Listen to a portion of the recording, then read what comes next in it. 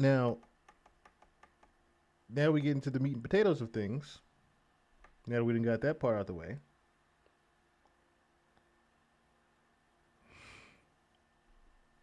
Maduro's allies, like Kim Jong Un, have decided to fire missiles in our fucking direction all of a sudden.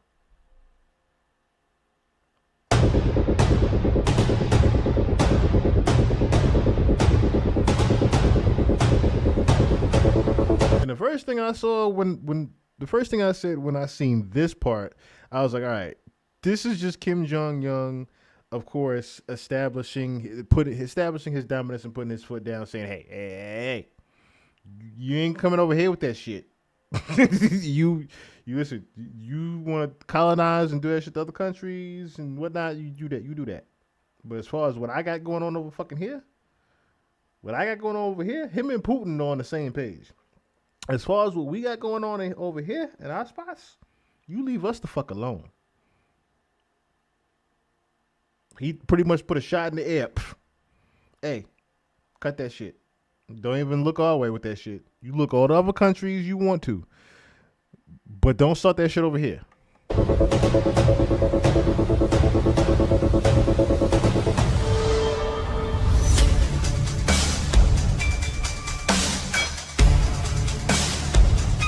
Shockwaves are rippling across East Asia today as North Korea fires ballistic missiles just hours after the U.S. military captured Venezuelan President Nicolas Maduro. The launches mark Pyongyang's first missile test in 2 months, sending projectiles into the sea between the Koreas and Japan. The move comes as South Korea's president, Lee Jae-myung, begins a state visit to China, North Korea's closest ally. Experts say the missiles were a clear message to Beijing, signaling Pyongyang's objection to closer ties between China and South Korea. At the same time, analysts say the tests demonstrate North Korea's readiness to respond aggressively, contrasting its nuclear and military posture with Venezuela's current crisis. South Korea and Japan condemned the launches. Seoul convened an emergency security meeting, urging Pyongyang to halt provocative acts that violate United Nations Security Council resolutions. North Korea launched at least 2 ballistic missiles toward the east from near its west coast between 7 o'clock and 8 o'clock this morning. As for the details, Japan, the US, and South Korea are currently working closely together to analyze the situation, but we estimate that the missiles fell outside Japan's exclusive economic zone in the Sea of Japan. In addition, there is a possibility that both ballistic missiles flew on irregular trajectories, and we are continuing to analyze this. The first missile was launched at around 7:54 a.m., reached a maximum altitude of about 50 kilometers, and flew approximately 900 kilometers. The second missile was launched at around 8:05 a.m., reached a maximum altitude of about 50 kilometers, and flew approximately 950 kilometers. Regarding this launch, our country lodged a stern protest and strongly condemned North Korea through the embassy route in Beijing. Whatever their intentions may be, North Korea's nuclear and missile development threatens the peace and stability of our country and the international community, and is absolutely unacceptable. The Ministry of Defense will continue to make every effort to gather information, analyze and conduct surveillance and monitoring of North Korea's military activities, working closely with the United States and other partners. The missiles, launched around 7:50 a.m. local time, flew approximately 900 to 950 kilometers. Meanwhile, North Korea's leader, Kim Jong-un, has ordered a doubling of tactical guided weapons production, following multiple factory visits and oversight of missile tests ahead of the 9th Party Congress, which will outline major policy goals for the regime. South Korea hopes Beijing will help promote peace on the peninsula as Lee Jae-myung prepares to meet Chinese President Xi Jinping during his state visit. Analysts say the unusually short interval between meetings signals China's interest in boosting economic collaboration, even as relations with Japan remain tense over Taiwan. With tensions rising from Pyongyang to Washington, the Korean peninsula remains on high alert as missile tests, nuclear ambitions, and global geopolitics collide.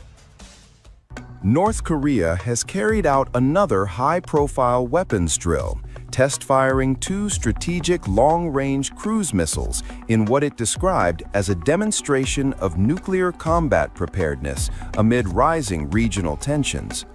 According to the state-run Korean Central News Agency, KCNA, the launches were conducted on Sunday over the Yellow Sea, west of the Korean Peninsula, under the direct supervision of leader Kim Jong-un. The exercise was aimed at assessing the combat capability and counter-offensive readiness of long-range missile units as Pyongyang continues to warn against what it views as escalating military pressure from the United States and South Korea. KCNA reported that the cruise missiles remained airborne for more than 2 hours before accurately striking their designated targets at sea. State media released footage showing the missiles being launched and impacting targets, underscoring what officials described as the reliability and effectiveness of the weapons system.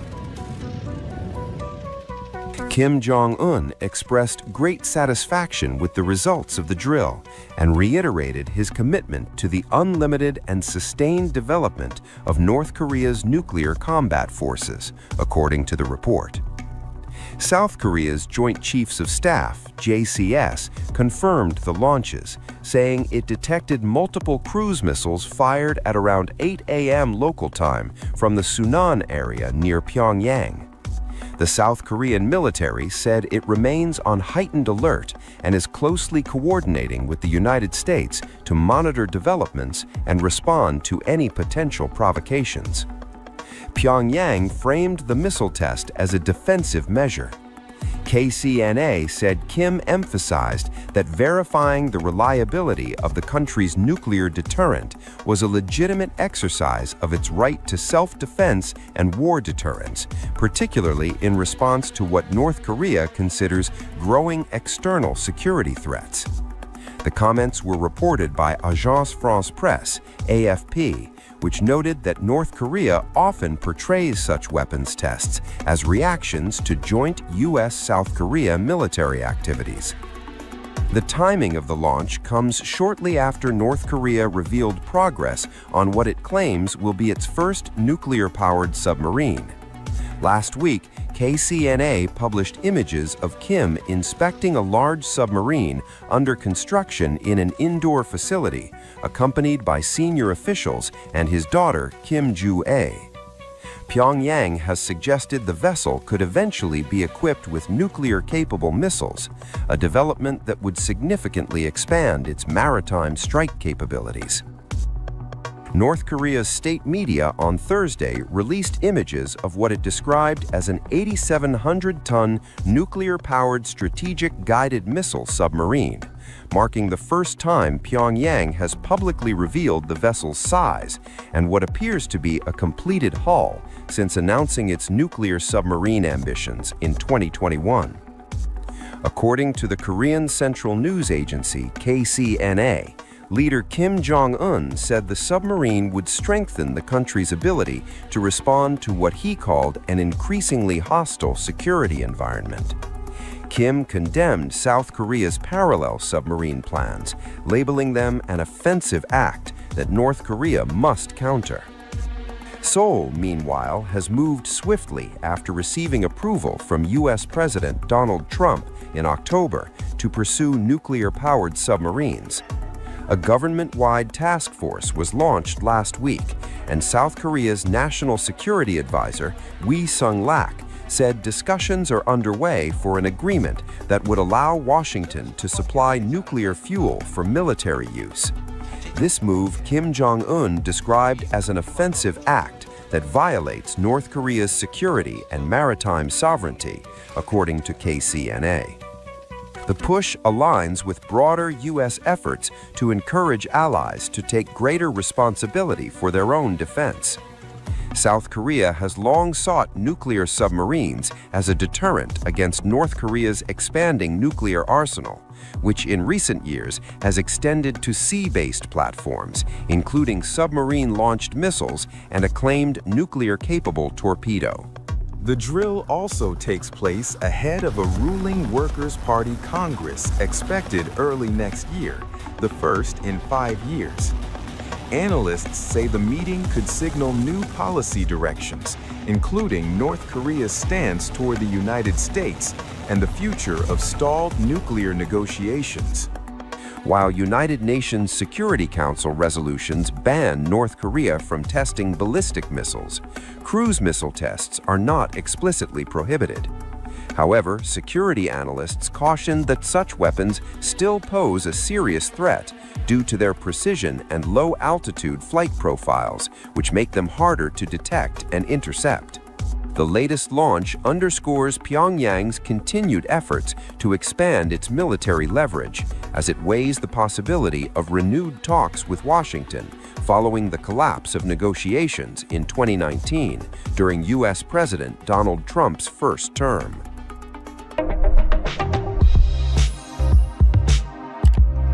So again, Kushness, what's going on, my brother? What's going on? God bless. God bless. So again, Kim Jong-un ain't having that shit.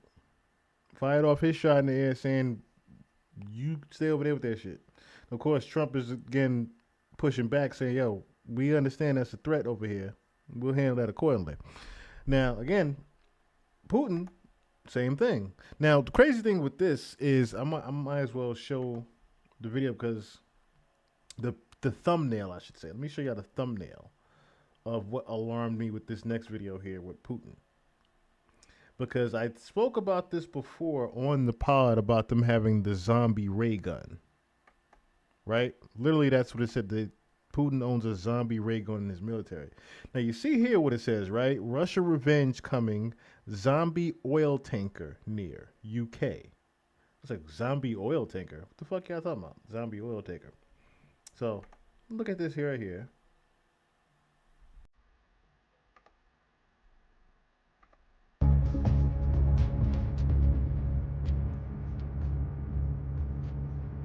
And so I know I've already known about Putin having his share of shit that he has over there.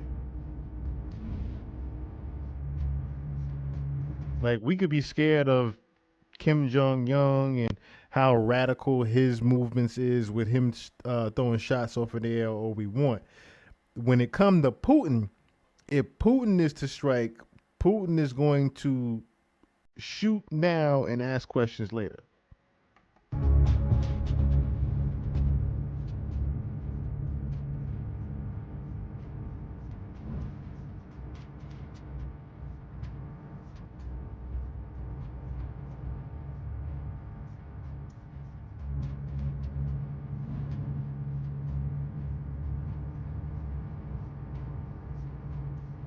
That right there alarmed me a little bit. Now, I don't necessarily get what, I don't know what they're getting. Be misguided with the information.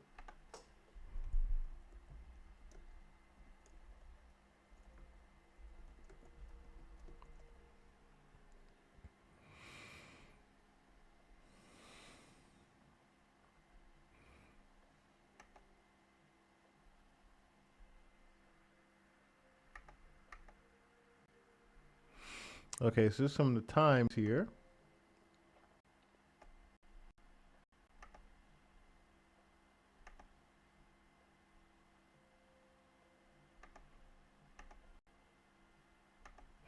Zombie oil tanker among 10 Russian. Like I said, I don't think it's necessarily referring to actual zombies. Let me just make that clear as well. Zombie oil tanker among 10 Russian Shadow Fleet vessels in Channel. Tensions escalate after Britain helped the U.S. to seize another sanctions-busting tanker in the North Atlantic. A sanctioned zombie ship is among 10 Russian Shadow Fleet vessels that sailed through the Channel on Thursday, a day after British forces helped the United States to seize a similar tanker.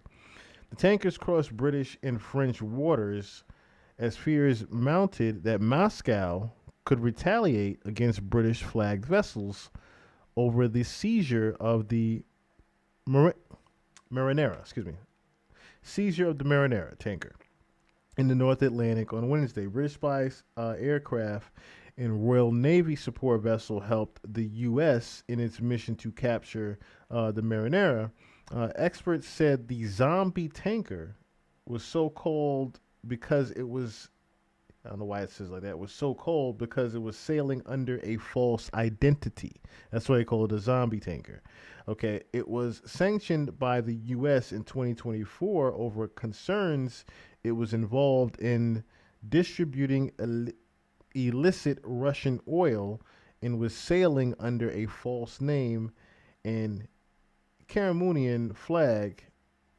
Cameroonian flag as it entered the channel. So that's necessarily what the meaning behind it being a zombie tanker. Not necessarily meaning we got zombies in the fucking tanker. Just wanted to make that clear. Video.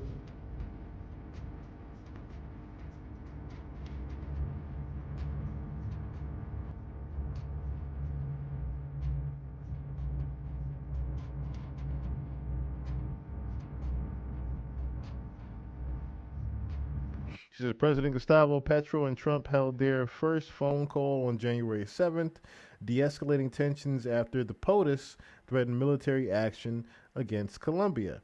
Again, this is pretty much them saying that they're planning to take over all these different countries. And when you have someone setting up a one world monarchy like this, again, you have to start paying attention to the places that he's actually taking over and why he's taking over these places. Now, we're going to get to Greenland here now, in which Trump says that they're going to be taking over Greenland soon as well. But there's an interesting factor to the whole Greenland takeover. Policy question. How much money are you thinking of giving people in Greenland to get them on board with a possible U.S. takeover? I'm not talking about money for Greenland yet. I might talk about that. But right now, we are going to do something on Greenland, whether they like it or not, because if we don't do it, Russia or China will take over Greenland. And we're not going to have Russia or China as a neighbor. Okay?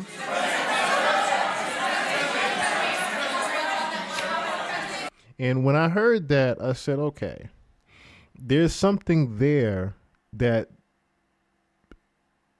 Trump wants, or should I say there's something there that this section of the elites wants that Russia, that he's not trying to give up to Russia and China, or should I say he's not trying to give up to Putin and Kim Jong. There's something there in Greenland, and we're going to get to what it is in a second. I would like to make a deal, the easy way, but if we don't do it the easy way, we're going to do it the hard way. And I'm a man, and by the way, I'm a fan of Denmark too. I have to tell you, and they've been very nice to me. I'm a big fan, but the fact that they had a boat land there 500 years ago doesn't mean that they own the land. I'm sure we had lots of boats go there also, but we need that because if you take a look outside of Greenland right now, there are Russian destroyers, there are Chinese destroyers and bigger, there are Russian submarines all over the place. We're not going to have Russia or China occupy Greenland, and that's what they're going to do if we don't. So we're going to be doing something with Greenland, either the nice way or the more difficult way. Please, go ahead, ma'am. On Greenland, Mr. President, why is it so important to you to own it when you have a military presence there, which you could expand to affect the security? Because when we own it, we defend it. You don't defend leases the same way. You have to own it. And, with a nation, look at what happened with Obama, with that horrible deal they made with Iran. It was a short-term deal. It was like a 9-year deal. Countries can't make 9-year deals or even 100-year deals. Countries have to have ownership. And you defend ownership, you don't defend leases. And we'll have to defend Greenland. If we don't do it, China or Russia will. It's not going to happen. We are not going to have, and I like China, I like Russia, I love the people of China, I love the people of Russia. I get along very well with President Putin, but I'm very disappointed in him. I get along very well with President Xi. I'm going to go over to China in April, but I don't want them as a neighbor in Greenland. Not going to happen. And by the way, and NATO's got to understand that. I'm all for NATO. I saved NATO. If it weren't for me, you wouldn't have a NATO right now. but we're not going to allow Russia or China to occupy Greenland, and that's what's going to happen if we don't. So you heard from the horse's mouth there. They pretty much do not want Putin, really Putin, I would say, not even Kim Jong or China. They just don't want anyone else to get their hands on whatever is over there in Greenland. Now, some of you are probably saying, well, what the fuck is so important about Greenland right now? I mean, before we get into that, is what the Greenland residents are saying about, Trump even talking about threatening of taking over the land. We should prepare for the worst and hope for the best. Crazy how it's called Nuke Greenland. We're not a business. We're a people. We're a people with our own country and culture, language. We are not a product. So I think people should really think about that. I know Donald Trump is a businessman, but Greenland is not a product. We're a people, and that should be taken very seriously, and that should be respected. We should be the people that is in focus here. And when the Greenlandic people have shown time and again that we want independence, we should explore the possibilities for independence in our current situation. Well, I would say I'm worried. It's been talking about that, what we're going to do if something happens. Should I need to go to Denmark to the children? Should I stay here? Stuff like that. So it's getting very practical thoughts about what's going to happen if something worse happens.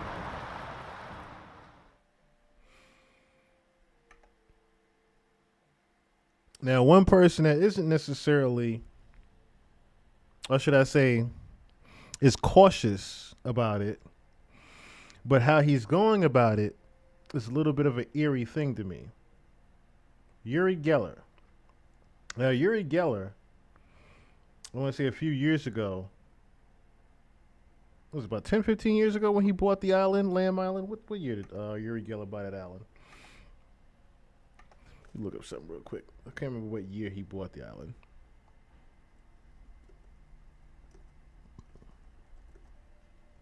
What year did he buy the damn island? 2009. He bought the Lamb Island in Greenland near North Berwick, Scotland in 2009 for €30,000.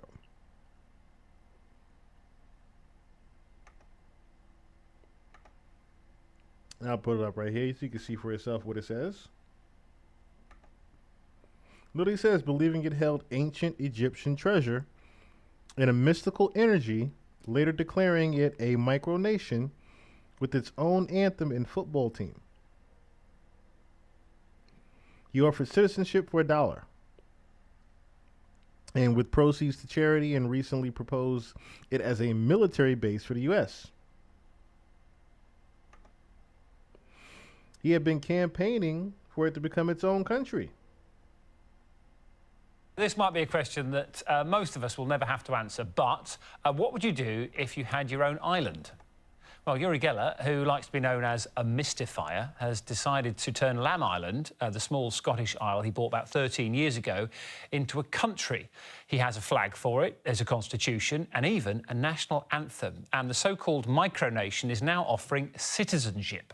I caught up with him earlier and started by asking him, well, to take us back to the beginning, really, and how on earth you get hold of an island in the first place. Oh, this is such an amazing story. Full with synchronicities. I heard that there was an island for sale. I was in Japan. I read the Times. Wow, I said, I want to be a bit of a James Bond, so I want to buy the island. Then I get a call from Muhammad Al-Fayed, the owner of Harrods, if you remember, and he tells me, Uri, there's a book called the Scoticronicon, and in it, the book was written 500 years ago by an abbot, Walter, and in it, the tale is that Queen Scotta, who was the wife of one of the pharaohs in Egypt, and we're talking about thousands of years ago, sailed to North Europe, moored outside Lamb Island, and actually Egyptian treasure was buried on the island. You heard that. See how this even goes all the way back to the pyramids of Egypt? And there's supposed to be some... I'll let him finish. Let me get to it. Wow, this was unbelievable. So I felt a strong instinctive urge that I have to investigate. So, you know, Dan, the more I delved into the history and the archaeological lore, which basically surrounds the island, the more certain I became that this is one of the most significant sites in Britain. And I bought it and I have it. And now, just a few days ago, I turned it into a country. That's the other important question, Uri. How do you turn an island into a country? What do you do? Well, first of all, I have an anthem. Next is a flag. So there is a flag now, and it's on the island. By the way, it's not easy to climb on the island. It's a bird sanctuary. The Seabird Center is very nearby. Puffins, I believe I became the automatic owner of 150,000 seagulls and puffins. So they nest there. You can't live on this island. But what I did, I'm now giving citizenship. I was actually amazed and thrilled. Stephen Fry, he became a citizen. Peter Andre became a citizen. They all have the certificates. I'm waiting now one from Brad Pitt, from Tom Cruise. I already have about 1,000 citizens. So all you have to do is go to urigeller.com, pay $1. $1 certificate comes out with your name, and the money, this is the most important, the money goes to an Israeli charity called Save a Child's Heart. They have already saved 6,000 children from all around the world with open heart surgery. Half of them, by the way, are Palestinians. It's an amazing story, Uri. I know that you're well known for spoons throughout your life. Explain to us what's going on behind you with the spoony car. Oh, wow. I wish I could move I'm in my museum. This car. Fuck the car. You literally heard what he was talking about there with there being Egyptian treasures there. So one of the biggest things that you have to also pay attention to is what he was talking. This is also in Scotland. This is also in Scotland. So the first things I'm thinking about, okay, Scottish Freemasonry. That went off. That bell went off in my head. Scottish Freemasonry. I'm like, okay. There are a few different incentive reasons why Trump would take over this island.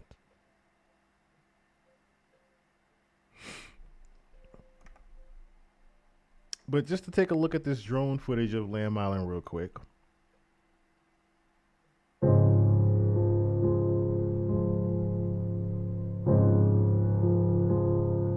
Just so you know, it's not some deserted. It's not some deserted island with nobody on it.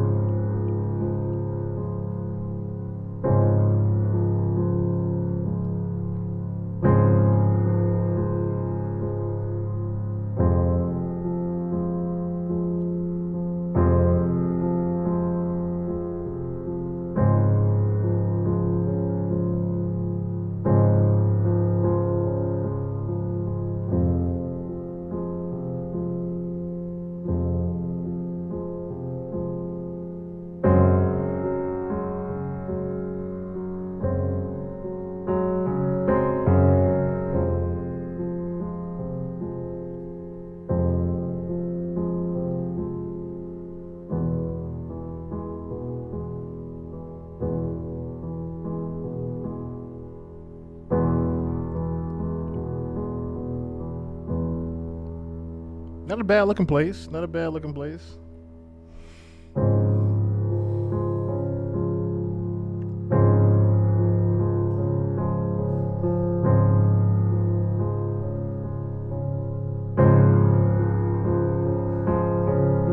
Not a bad looking place at all.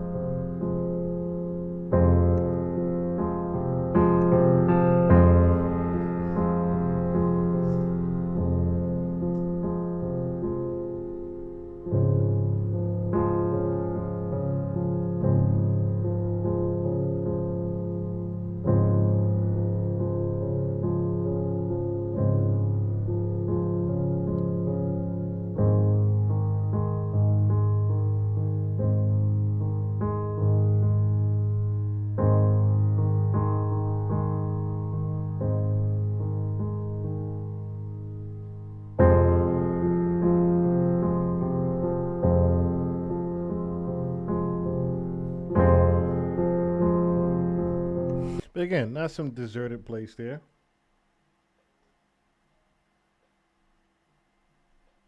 Nike Techs was losing the quarter zips. Now they back up.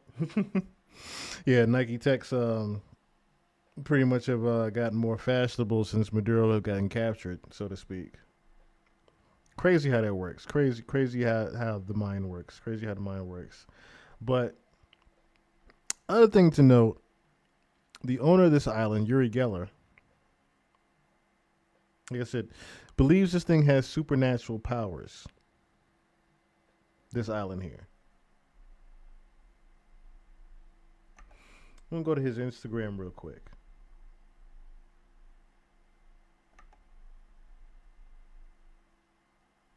I'm going to show you guys some on this guy's Instagram. And while, like I said, this is where, like I said, my antenna started to go up.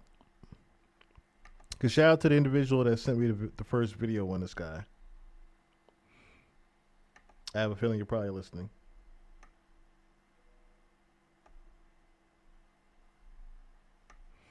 So where is it at? Where's the original video I got? This one. Friends, that's my island, Lamb Island, and that's not AI, that's a real rainbow. Lamb Island is blessed by supernatural powers. 18 years ago when I bought the island, I knew why I'm buying Lamb Island. I still know it today. America needs Greenland.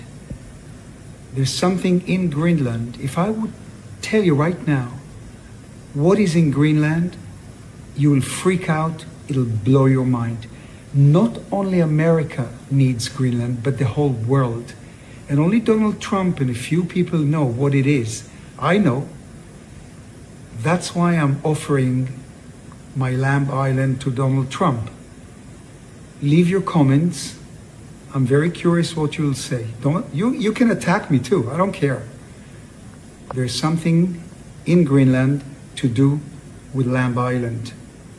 It's a wow. I love you all. Now, when I heard that mixed with him saying his supernatural powers, this, that, and the third, I said, okay, the fuck is he talking about? Then I saw this picture on his Instagram.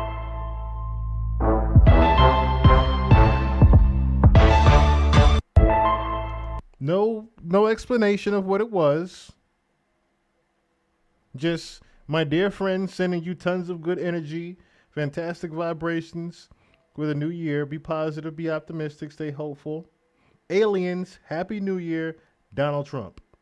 That's the caption.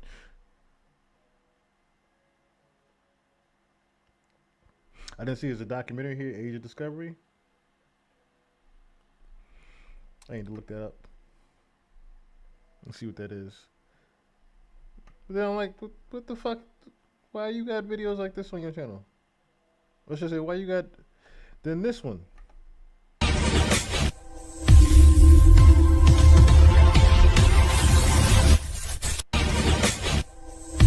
Now you see what it says here.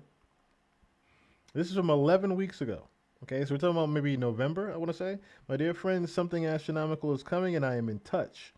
What is your opinion about the incoming 3-Eye Atlas? Remember the talking about the UFO that was pretty much seen that's coming in? The big Independence Day ship?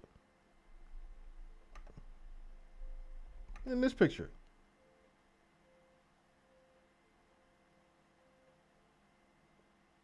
But look what it says. This is, of course, AI, but these are the type of alien bodies I have seen together with Dr. Werner von Braun in a refrigerated room in the basement of a concrete building at the Goddard Space Flight Center 50 years ago. I am eagerly waiting for Trump to open up the secrecy around the aliens and show the bodies, some injured, to the world.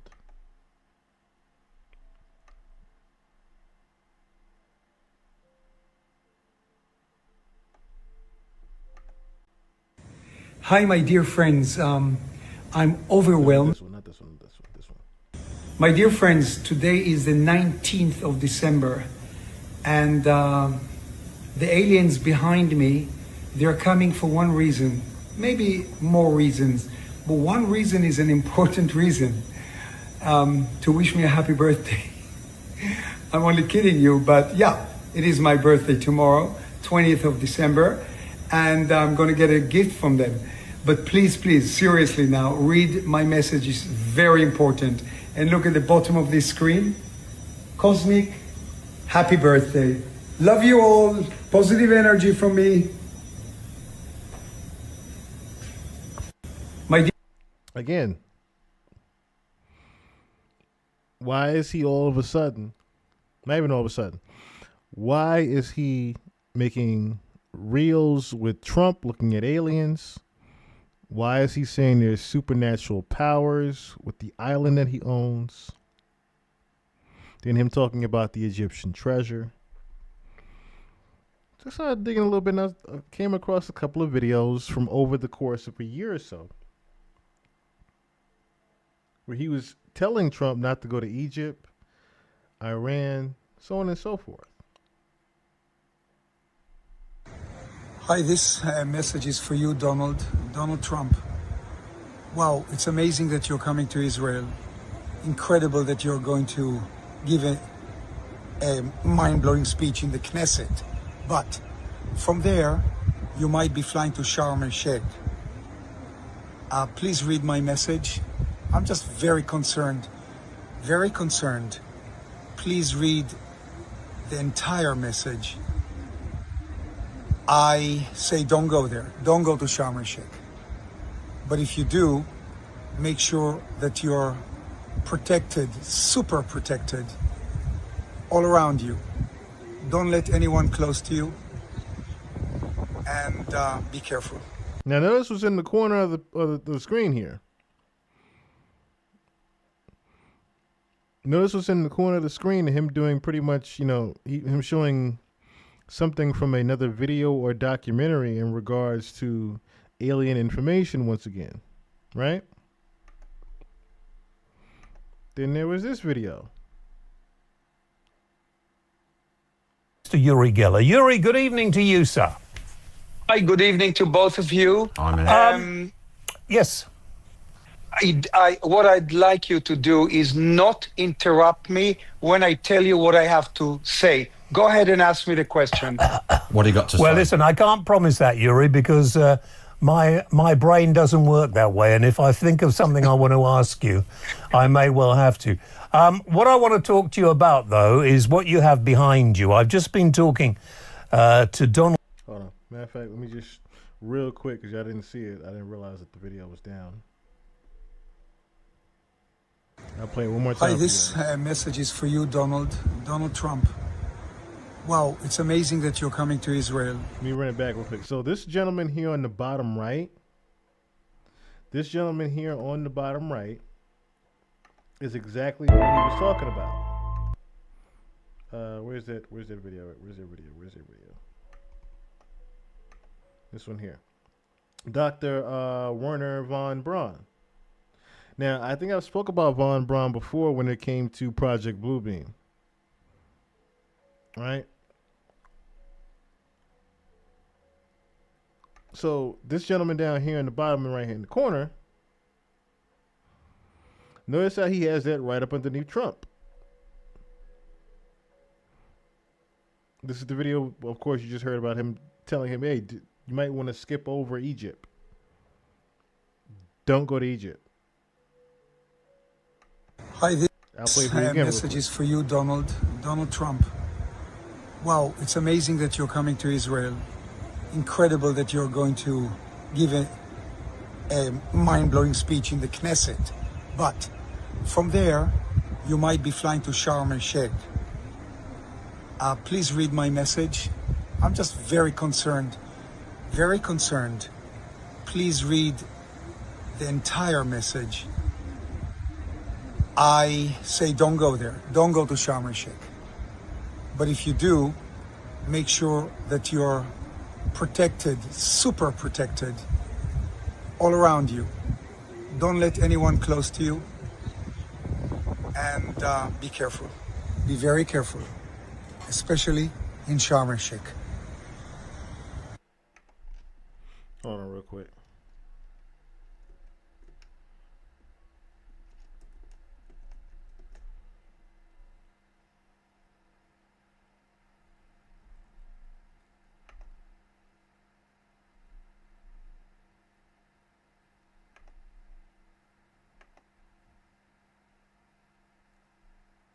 Actually, that might not be. Might be. I think that's Serge Manost. I think that's a young version of Serge Manost down here, not Von Bronner. I think this is a version of a younger version of Serge Manost with Project Bluebeam. Before the beard. But let me show you guys who Dr. Von Bronner is.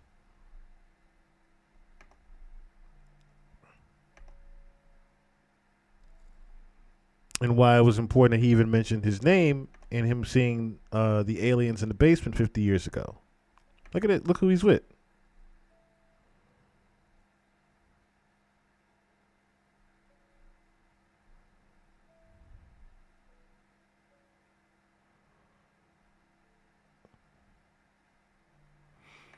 Ironically, look at this title here, The Hunt for Nazi Scientists.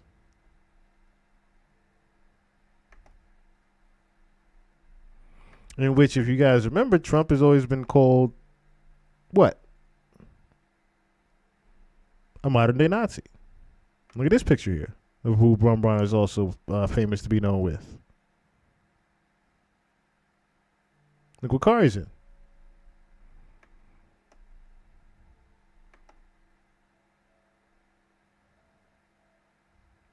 John F. Kennedy tours NASA's Launch Operations Center with Werner von Braun. And I'm like, is it a coincidence that this same guy, Uri Geller, says that he went and saw alien bodies with von Braun in a refrigerated room in the basement of a concrete building 50 years ago? So we're talking about the 70s.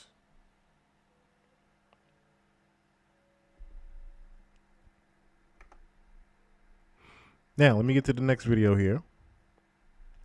Like I said, real interesting how this guy has these connections to people that have already witnessed and seen aliens. On top of him saying the island that he owns is connected to the pyramids of Giza in Egypt, has ancient magic, and supposedly has some mystical treasure in it. Mr. Uri Geller. Uri, good evening to you, sir. Hi, good evening to both of you. Yes. What I'd like you to do is not interrupt me when I tell you what I have to say. Go ahead and ask me the question. What do you got to say? Well, listen, I can't promise that, Uri, because my brain doesn't work that way. And if I think of something I want to ask you, I may well have to. What I want to talk to you about, though, is what you have behind you. I've just been talking to Donald Trump's religious advisor, Pastor Mark Burns.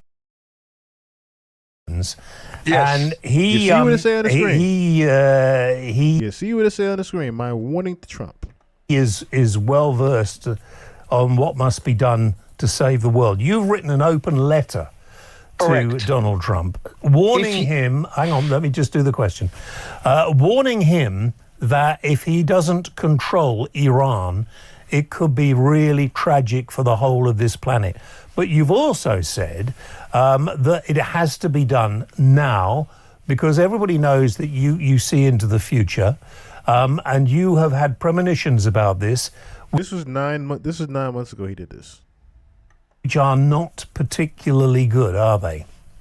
Yes, let me now go on. Tell all of you what I won't go into the entire letter, but this is what I told Donald Trump. First of all, I told him that he's a peacemaker and that he is a revolutionary.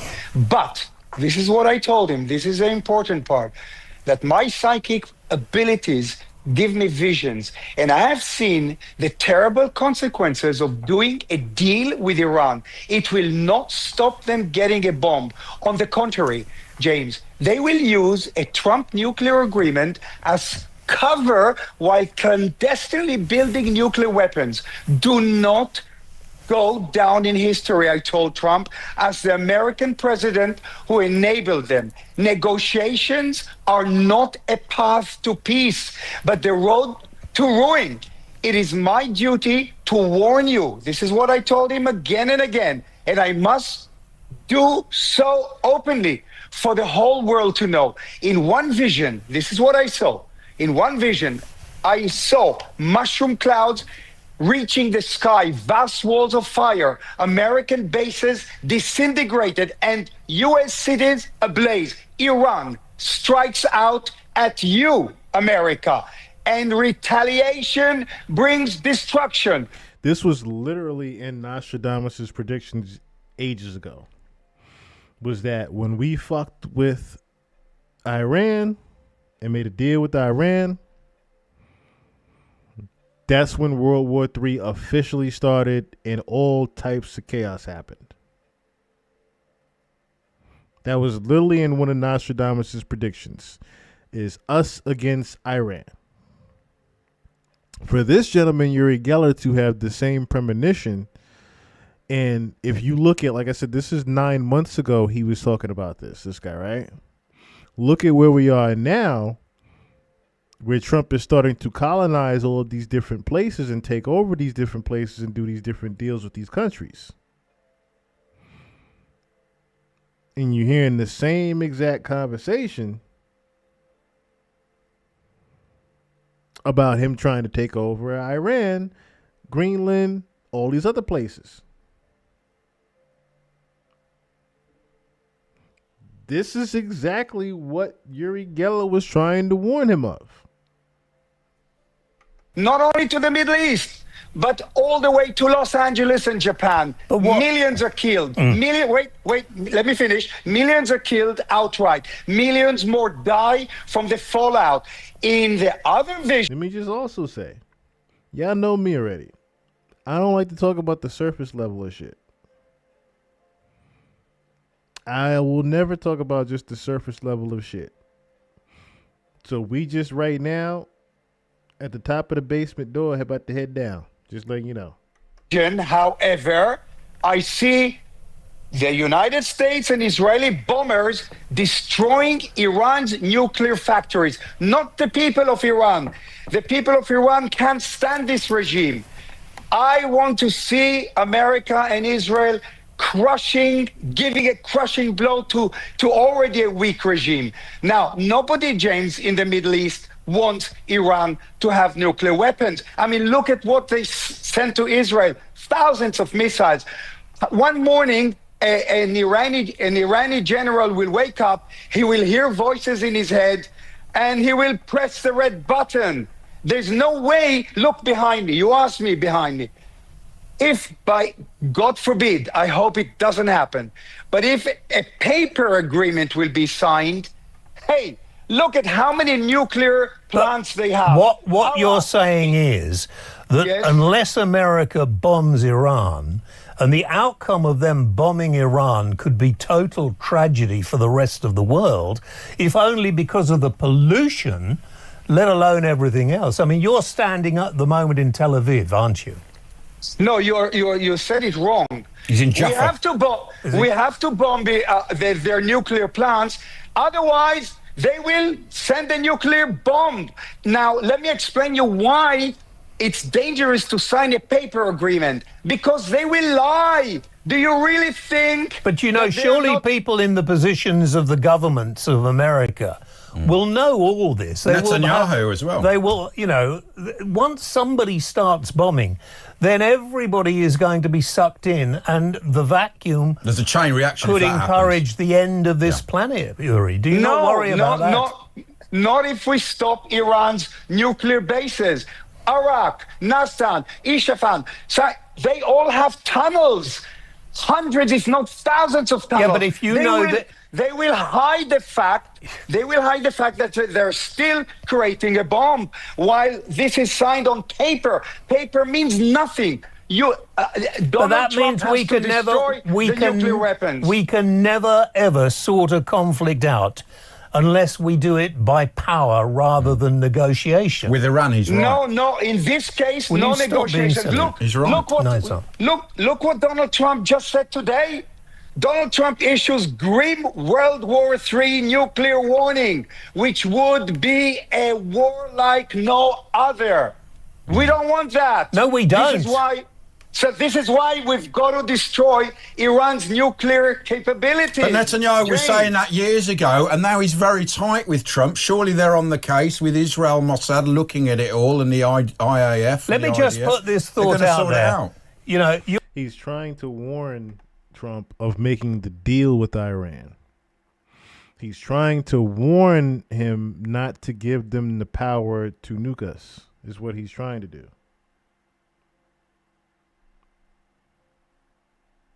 You're biased, so we won't listen to you. Yeah, you're biased. That's just the factual. fact is, when the first bomb falls in the Middle East like that, then organizations like Hamas and others will get more support. Every flipping weekend, we have to put up with anti-Semitic marchers who are basically kids who don't know what they're doing, walking up and down the cities of this nation. And you have the same, well, you don't because you're in the Middle East now, but they have the same thing going on in America. And what worries me is, to use an old-fashioned expression, violence begates violence. And it's the people of Iran that need to overthrow the government. But James, what are you telling me here? What are you telling all your listeners? That, okay, sign a paper, some kind of an agreement with Iran, but while the paper is signed, they're still creating a bomb, and they will throw the first nuclear bomb. But what if that's it? Yeah, but, you know, the way you're going on at the moment is that people are going to stop listening to you, and I don't want that, Uri, because every day you send me a message, every day you send me some positive thought to help me fight my cancer, and I'm prepared to take anything, and you make me feel better. But if you carry on doing this, then the media that don't agree will turn against you and will... Sorry, let me stop you. Okay. Fuck the media. Fuck the media. They're all lefties. Right, thanks, Uri. No, I'm sorry. Sorry. So, all right. Just don't use that word again. Okay, sorry. I don't care about the media. I care about our planet, that it will survive, but it will not survive if Iran throws a nuclear bomb. I agree. If Iran, I am hopeful that the technology exists at the moment, mate, that if a bomb was launched by Iran, America, Israel, a number of other countries that are keeping an eye on world peace would be able to stop it before it did any damage. Well, in my opinion, and this is my opinion, the only way to stop a nuclear bomb exploding is not the people of Iran. They're good people. They're ordinary folk out there.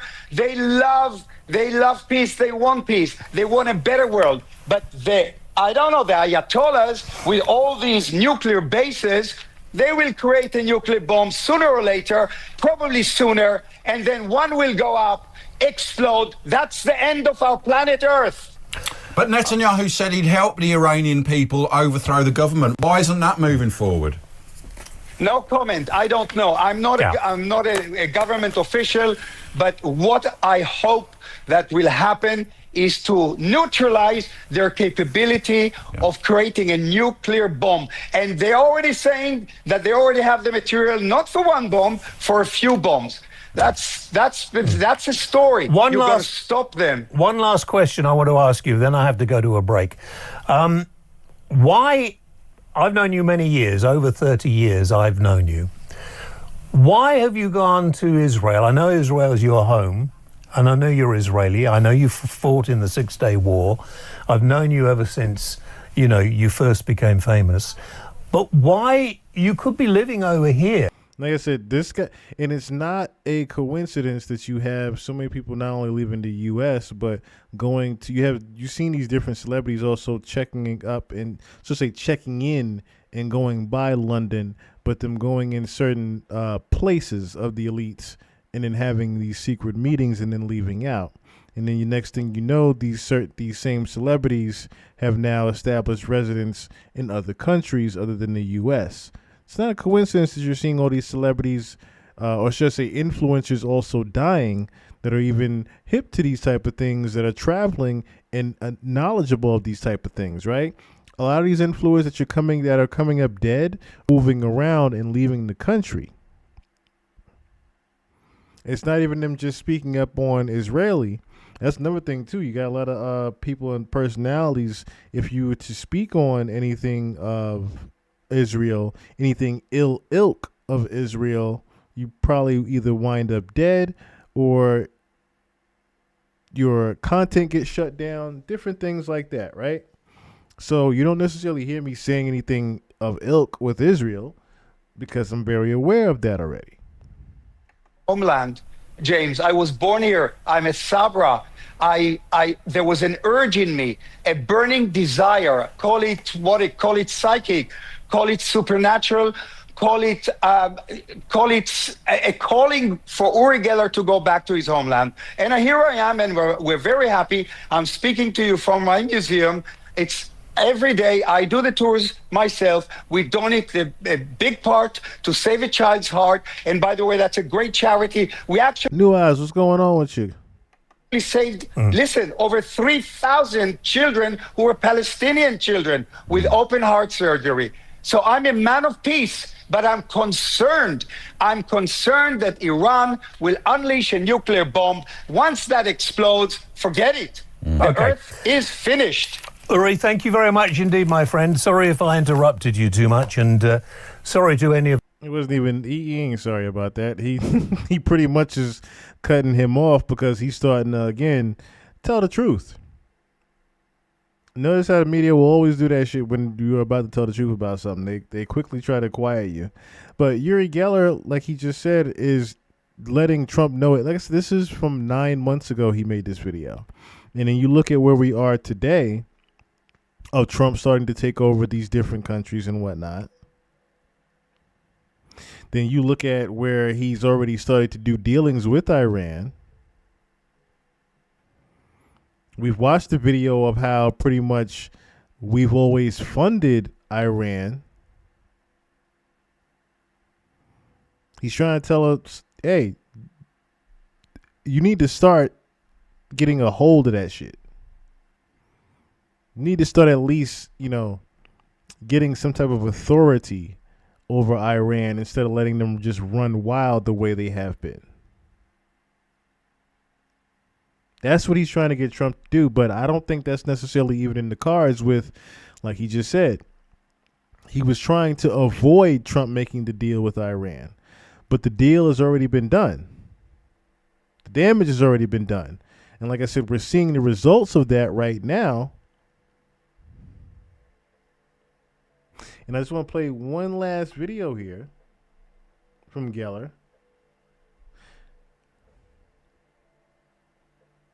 And if you just tuned in, welcome on board. I'm Nana Akwe. This is Listen GB to this. News. It's time now for Worldview. Let's cross over live to Tel Aviv, where joining me, Mr. Fire and performer Uri Geller.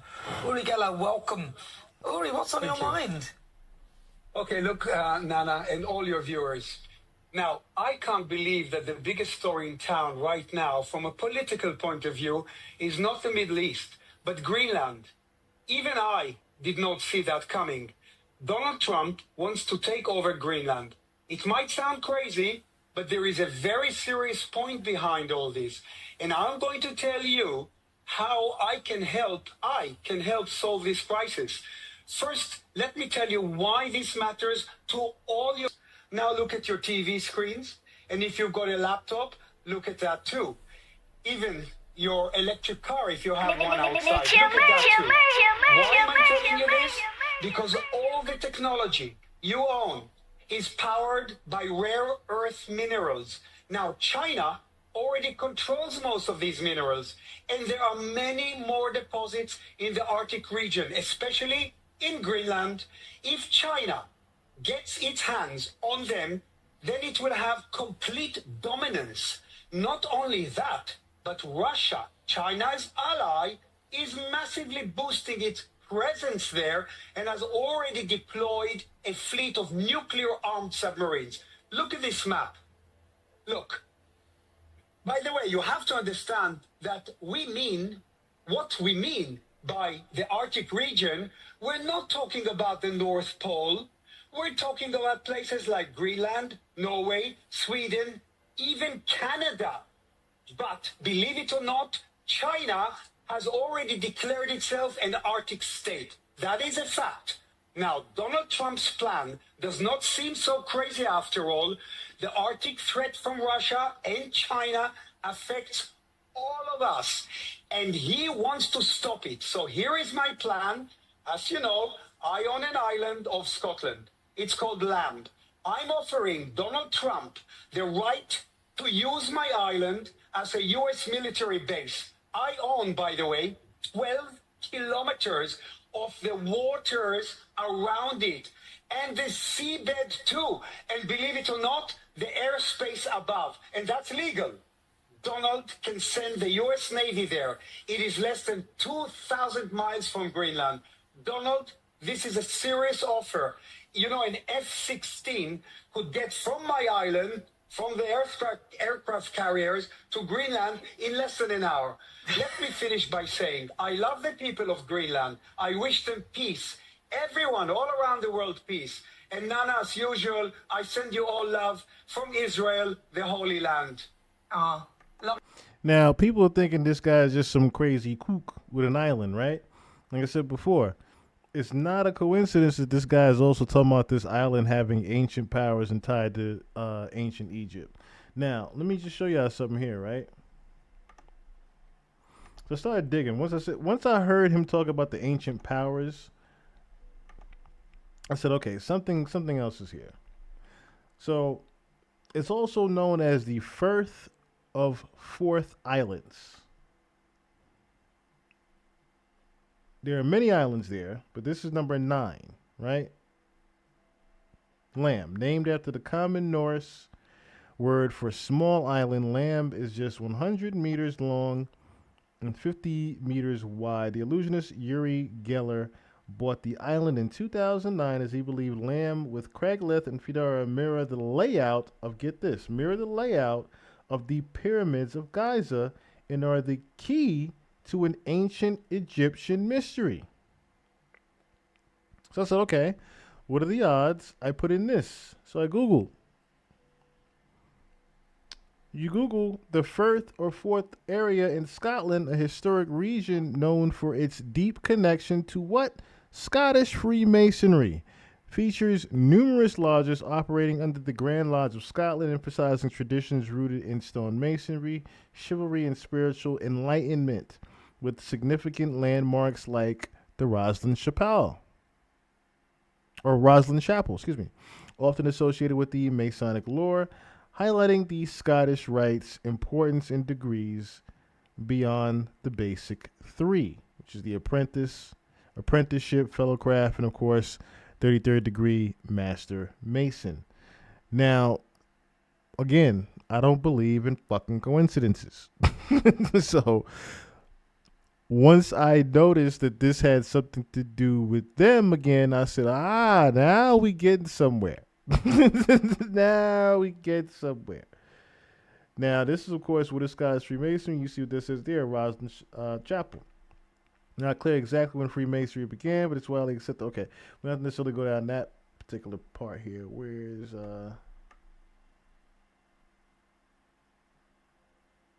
this symbol right here stuck out to me. The connection between Roslin Chapel and Freemasonry. Roslin Chapel was built by the operative stonemasons, but has nothing to do with the modern day Freemasonry. In terms of any explicit symbolism, Roslin would have been a hive of activity during the period of construction with many craft guilds on site. There are many symbols in the chapel, particularly the mason's marks. Each stonemason had his own symbol, and this was used to mark his work to ensure that he was properly paid for his labor, which should be the mark up here you see on the right. Some Freemasons today see Masonic symbols in the carvings of Roslin Chapel. In particular, some believe that some of the angels are carved in poses that are used in Masonic rituals. Since the chapel predates the establishment of the Masonic lodges in Scotland, this is seen as proof that Freemasonry is much older. The only problem with this is that the particular angels which are seen as Masonic are from the 19th century. and probably commissioned by the 4th Earl of Roslin himself a Mason. So I said, okay, this does have something to do with Freemasonry. This does have something to do with the pyramids of Giza. You look at the pyramids of Giza, and there's always talks about Freemasons supposedly building the pyramids of Giza. Freemasonry uses the pyramids of Giza symbolically, particularly the Great Pyramid, as a powerful emblem of ancient wisdom, perfection, and spiritual building, linking speculative masonry to operative builders. Though Masons didn't build them, the connection stems from the pyramid's geometric perfection. It's used in Masonic symbolism like the Eye of Providence. You see the Eye of Horus sometimes. Also, often atop the unfinished pyramid in the Great Seal of the U.S. A lot of people seem to think that the Freemasons also built the pyramids.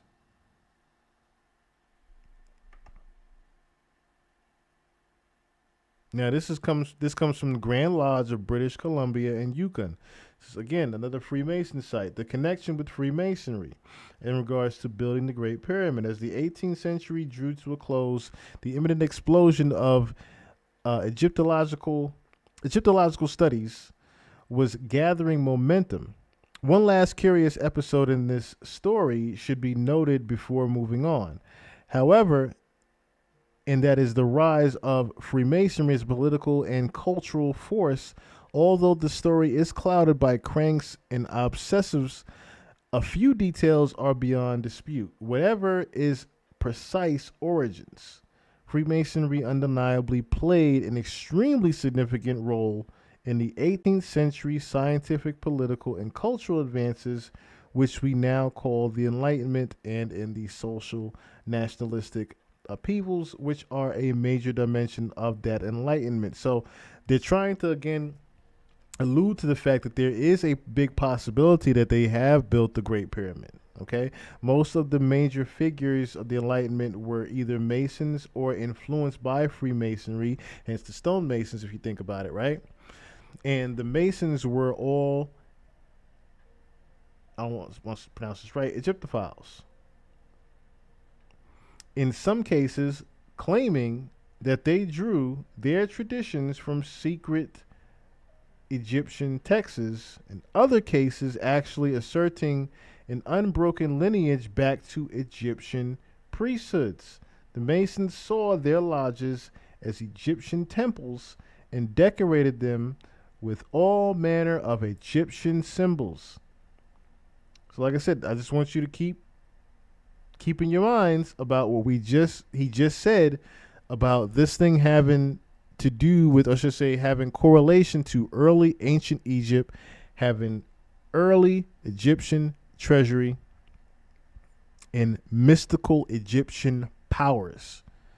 He said that specifically about that island. He said it specifically about the island. Let me just close some of this stuff here. And I don't want to go too far off the hinge. But one of the things I thought about, you know how they hide things in plain sight in the movies? Does anybody remember Godzilla Kong, the New Empire? Again, hiding things in plain sight, and even the title of the movie, The New Empire. And I'm even thinking about the brand new one that's come out with the trailer early 2 years in advance called Supernova, and in which it literally shows about a global takeover of something coming alien-like to the world. Now, in this particular movie, in Godzilla Kong, The New Empire, they went where? To the pyramids in Egypt.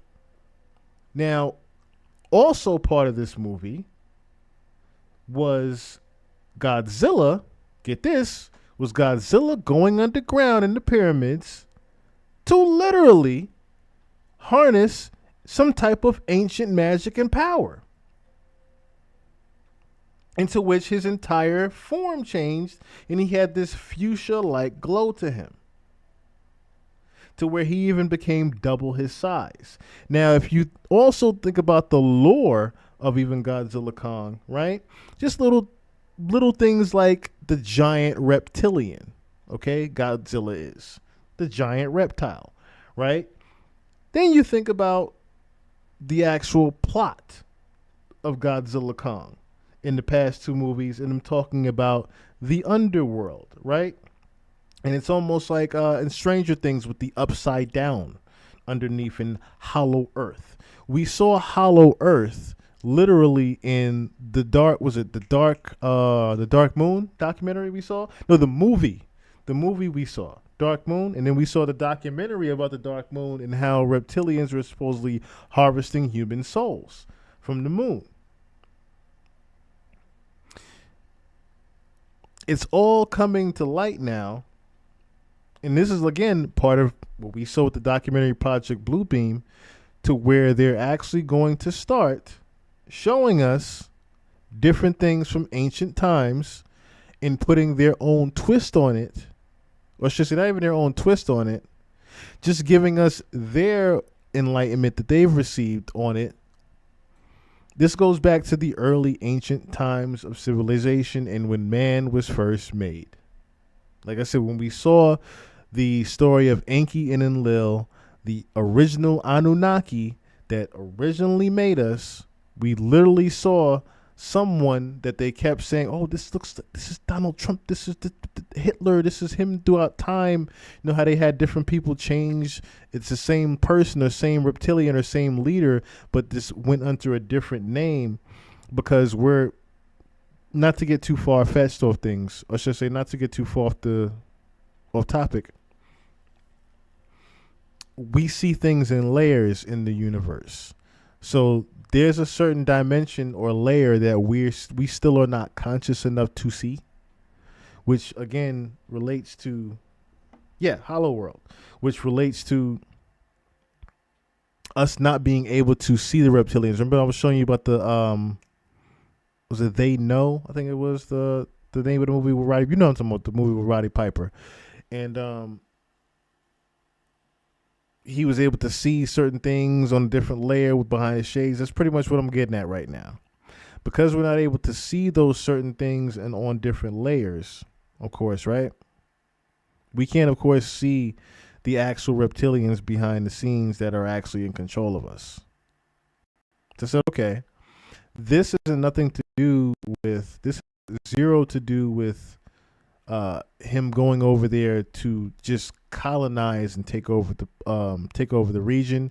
This has nothing to do with oil taking over and money. This is something else that is bigger than us. Okay. And then you have to also think about how this just happened today. The Doomsday plane landed in LA. And everybody said when the Doomsday plane was take off, that is a sign of something huge happening. What is the Doomsday plane? This is from the Hindustan Times. What is a Doomsday plane and why did it land in LA today? Viral video fuels global tension speculation. The presidential aircraft dubbed the Doomsday plane was recently spotted in the Los Angeles airport, sparking a flurry of reactions on social media. This is, like I said, today that this happened.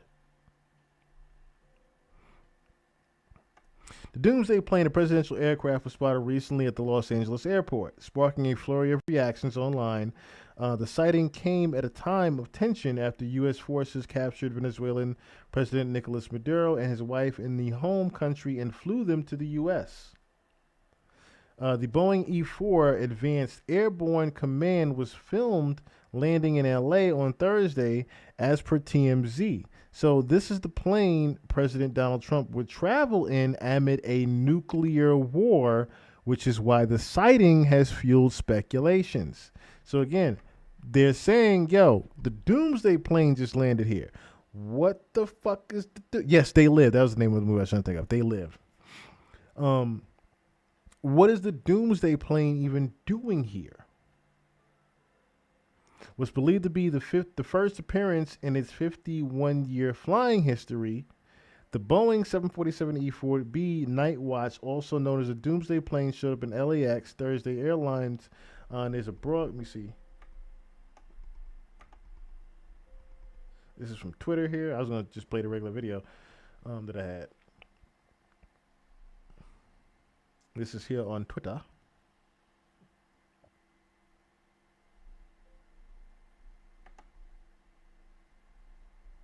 Look at this. Wow, look at this.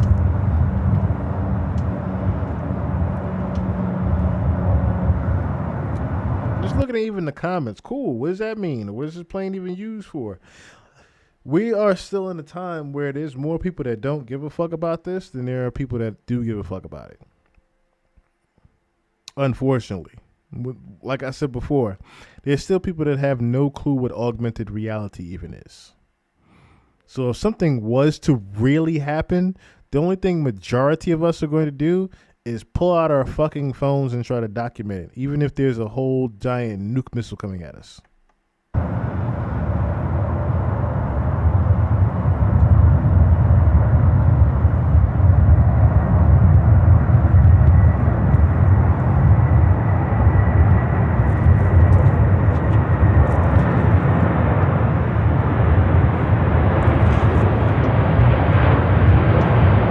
Saying again, why is this big motherfucker now landing in LA? Now here's the other thing, right? Again, shout out to the person that sent me this too, because I wasn't privy to this. Pentagon pizza report surge and increased military activity. What's going on in DC now? In the past, dating all the way back, I think World War One. In the past, whenever there is a spiking of pizza at near the Pentagon, that it's imminent of war happening or some type of nuclear war about to happen. The Pentagon Pizza Report noted unusual late-night activity at Pizzato Pizza coinciding with the U.S. military actions in Venezuela. Now, of course, some of you going to jump to, talk about human trafficking in kids. No, that's not what this one is about. That's not what this, excuse me, I didn't mean to hit the microphone. That's not what this particular one is about. Posts shared by the Pentagon Pizza Report on January 3rd have drawn attention, prompting discussion. Remember, this is 7 days before the Doomsday plane hit, right? Prompting discussion about unusual late-night activity near the Pentagon and its coincidence with reports of U.S. military action. The account, which operates on Twitter, tracks foot traffic and online activity at foot outlets located close to major U.S. government and intelligence facilities. What the Pentagon Pizza Report flagged in a post made in the early hours of January 3rd, the account reported a sudden surge in activity at Pizzato Pizza, a late-night pizzeria near the Pentagon. Pizzato Pizza, a late-night pizzeria nearby the Pentagon, has suddenly surged in traffic as of 2 o'clock in the morning. Why is a fucking pizzeria having traffic at 2 o'clock in the morning? Nigga, Domino's closed at almost 1. So what is going on here? Okay? But look. Busier than usual. There's usually no wait. Look at how it spiked at 3 a.m. At 3 a.m., the witching hour, it literally spiked up at its highest of all times.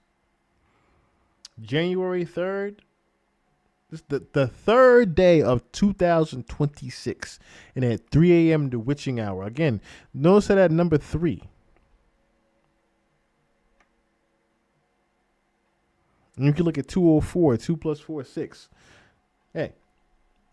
Like I said, I don't believe in coincidences. Overlap with Venezuela developments. While no official explanation was offered for the spike, its timing overlapped with reports of U.S. military strikes in Venezuela and the capture of President Nicolas Maduro.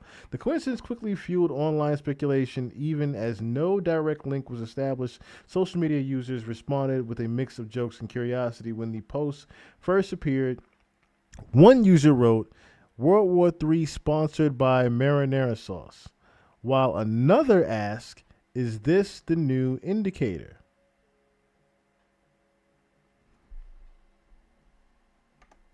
Others pointed to the odd overlap between pizza traffic data and breaking military headlines. And Google Maps shows a pizza place suddenly busier than usual at 2 a.m. while headlines talk about airstrikes in Venezuela. One post read, Similar spikes in pizza orders near the Pentagon have been flagged in the past. Reports have been previously linked unusual late-night activity at food outlets in the area, with major developments including escalations involving, you guessed it, Iran. What is the Pentagon Pizza Index? The Pentagon Pizza Index is a viral theory suggesting that spikes in late-night pizza orders near U.S. defense or intelligence hubs may signal heightened activity during international crisis. The idea dates back to the Cold War, when sudden increases in pizza deliveries in Washington were reportedly monitored as possible indicators of U.S. military preparations. However, there's no verified evidence linking the pizza orders to defense operations. Again, I don't believe in fucking coincidences. That the doomsday plane just landed in this motherfucker a day ago. In less than 6 days ago, let's just say about, was it 10th now? Yes, 10th now. Less than 7 days ago. Yes, 33-degree Masons. Number 3. Masonic numbers. Yes, Masonic. That's what we're getting at. So, less than 7 days ago, on the 9th, 3x3, on the 9th, the doomsday plane landed. On the 3rd, the spikes happened. You follow here. I don't know what's going to happen on the 12th, but things are leaning a little bit towards a bad direction. And like I said, I've said throughout all last year, keep your third eye open and your head in a swivel, and fact is never fiction. That couldn't be more important than now. So I want people to be very aware of what is to come within these next few months. Fuck the next week. The next few months is about to be more ridiculous than you ever seen. That's what I'm starting. That's why another reason I've been trying to just take some time to myself and just enjoy just chilling, being in the game for a bit. Because it's like, yo, all this shit that's about to happen, you're not going to be able to enjoy life the way you used to. I'm just here to let y'all know that. If anybody's going to let y'all know about these type of things, it's me. You're just not going to be able to enjoy life the way you used to within these next 3 to 6 months. More and more shit is going to come out. More and more shit is going to happen. More threats of the U.S. is going to take place. Now, I did stumble upon a documentary that, puts a little bit more enlightenment on what we were just talking about with the pyramids of Giza, as well as the early days, or should I say, the experiments they did involving reptilians. And what this gentleman, Uri Geller, is even referring to. I'm going to now revert to my boy from the Y-Files, of course.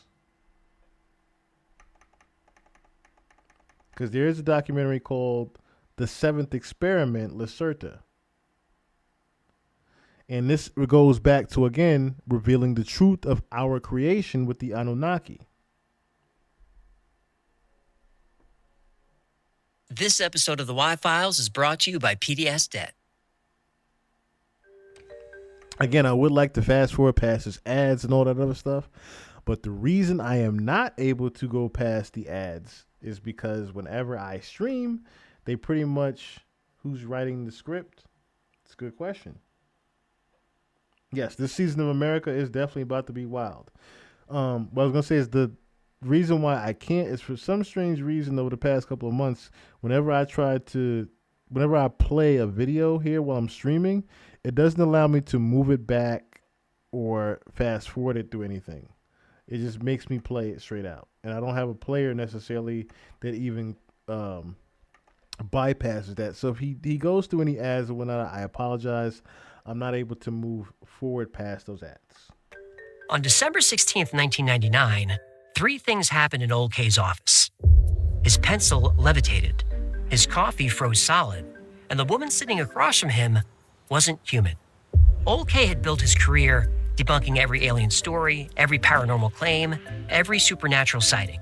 He'd seen every trick, he knew every technique. His articles had ruined careers and earned him a reputation as a tough professional skeptic. But now his pencil was floating above his desk. The being across from him called herself Lacerda. She told him how humanity was created and how it would end. And she could prove it. The world's most notorious UFO skeptic was about to understand why some stories can't be debunked.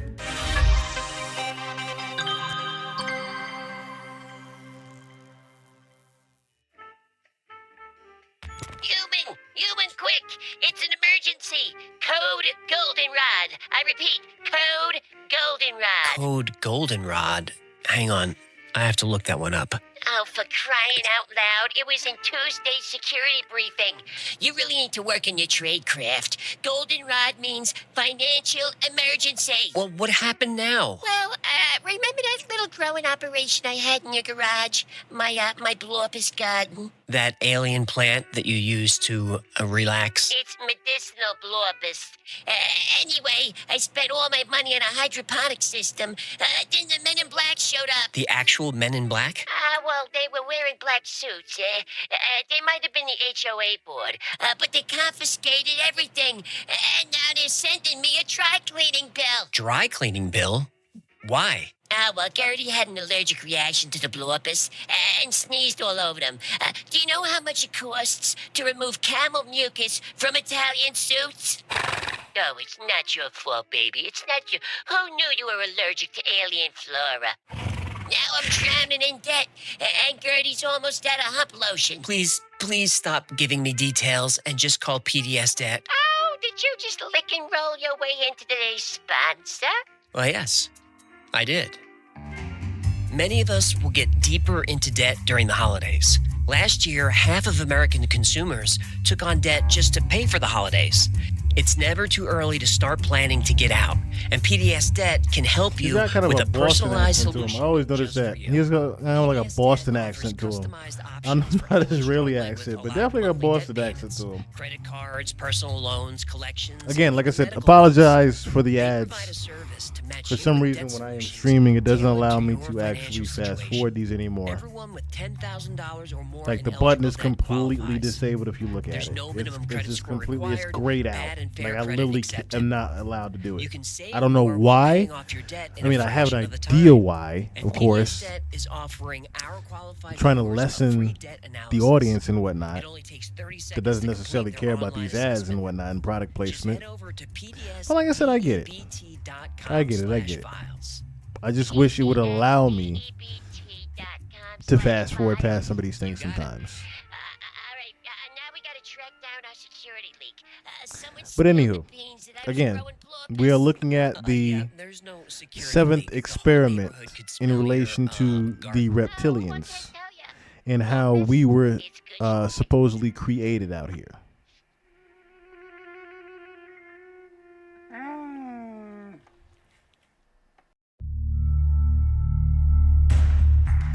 Old K arrived early to set up his equipment. One camera, one tape recorder. That's all Lacerda allowed. Every hoaxer had rules. He didn't argue, he figured he'd be out in an hour. The story was obviously fake. Lacerda claimed to be from a race of beings living deep within the earth. Lizard. Some say they're shapeshifters. They don't change shape, they change the way the human brain sees them. Lizard. They're highly evolved and intelligent with extremely advanced technology. They are Lizard. reptilians. Lizard people. The Lacerda files appeared online in the early 2000s. They're transcripts of two interviews, one from 1999 and one from 2000. A journalist known as Old K spoke with a female reptilian who calls herself Lacerda when she's with humans. Apparently, we can't pronounce her real name, and mispronouncing someone's name in her culture is offensive. This sounds like a millennial lizard people. How old is she? Is she on TikTok? She's 28 years old. Checks out. She was around 5'5" and humanoid. Her skin was pale green with brown dots, and her eyes were larger than human eyes with vertical slits for pupils.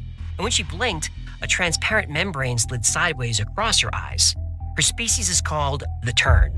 They lived beneath the earth for millions of years in vast cities carved from solid rock. I linked to the full text, and you'll want to read it. But here's what matters. Lacerda knew things about ancient cultures, quantum mechanics, computer science. She said humans didn't evolve. We were engineered by aliens who needed slaves. Yeah, Nunaki. Right, they have many names.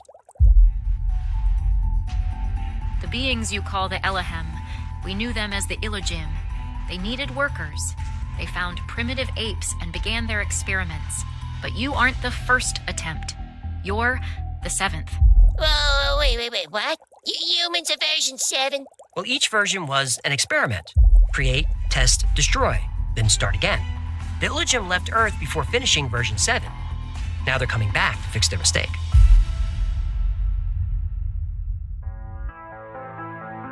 Lacerda's story began not with her species, but with ours.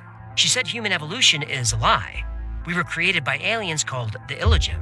They come from the star system we call Aldebaran. Oh, I thought the Death Star blew up Alderaan. Aldebaran. What'd I say? The Illogim arrived on Earth 1.5 million years ago to mine copper. This would require a large labor force. So they altered a primitive ape's genetics and created a new species to do the work. Version 1 was promising, but flawed, so they wiped it out and started again. And again. Lacerda says the evidence of these earlier versions is all around us. Archaeologists say the Great Pyramid of Giza was built around 2500 BC. Fake news. It's way older than that. Well, Lacerda agrees. The Egyptians didn't build the pyramids, they found them. The Great Pyramid was built 75,000 years ago by the 5th version of humanity. The underwater ruins near Bimini were built 16,000 years ago by the 6th version. Perfect angles cut into massive stone blocks using techniques we only mastered in the last century. The Illogim accelerated our evolution. Look at our timeline. 2 million years to improve a spear. Then in a few thousand years, writing, electricity, landing a man on the moon. Well, that never happened. But you monkeys got to orbit. I'll give you that. Fine. My point is, we went from hunter-gatherers to a spacefaring species in a fraction of the time it took to go from Homo habilis to Homo erectus. Yeah. Stop it. Our DNA contains genes that don't match our ancestors. Dr. James Gates found error-correcting code embedded in human DNA, proof we were engineered, not evolved. Now, this is not a new concept. Almost every ancient culture tells the same creation story. Beings of light arrived in massive ships. They created humans, gave them knowledge. Not from kindness, they needed intelligent slaves. But not too intelligent. That's why they destroyed versions 5 and 6. Millions died because they asked too many questions. How'd they whack a whole planet? Earthquakes, volcanoes, sometimes floods. Younger Dryas flood. That was the last reset. Every culture has a flood myth because it happened. Lacerda expects the Illogim to return and finish their work. And we have no way to stop them. We don't have the technology to fight, and there's nowhere to hide. We can't go underground. Underground belongs to the lizards.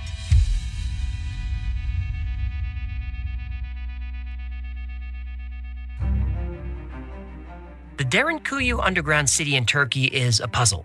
18 levels deep, almost 300 feet below the surface. It has a ventilation system, a fresh water system. Acoustic chambers are tuned to specific frequencies. It was allegedly built with Bronze Age technology, but the truth is nobody knows who built it or when. Derinkuyu linked down in the old washed up. According to Lacerda, Derinkuyu isn't an ancient human city. It's an entrance to the Turan civilization, a vast network of cities underground. Their main settlements are 14,000 feet below the Earth's surface, and each city is about 1.5 miles wide, carved into solid bedrock. At the center is the Column, a 700-foot tower. It regulates climate, generates artificial sunlight, and manages the airflow. Oh, it's like a lizard Alexa. I guess so, yeah. Hey, Alexa. Don't do that. Hey, Alexa, write a dirty limerick about the crab cat. Why did you do that? We have kids watching. Fear the crab cat. The Hypogeum in Malta has similar mysteries. Discovered in 1902, this underground structure also features unusual acoustic properties. How the huge stones were cut is still debated. Giants of Malta linked down in the old Gibble Goblet. Cave systems in China reveal extensive tunnels. South American myths describe vast underground networks. Geological surveys have detected hollow spaces deep beneath the surface, but our technology can't reach them. There is one place underground that our technology can reach that's raised a few questions. Geologists studying the Chicxulub impact crater in the Yucatan Peninsula found layers of rock transformed by intense heat and pressure, but not from above, from below. According to Lacerda, these aren't random formations. They're scars, evidence of a war for copper.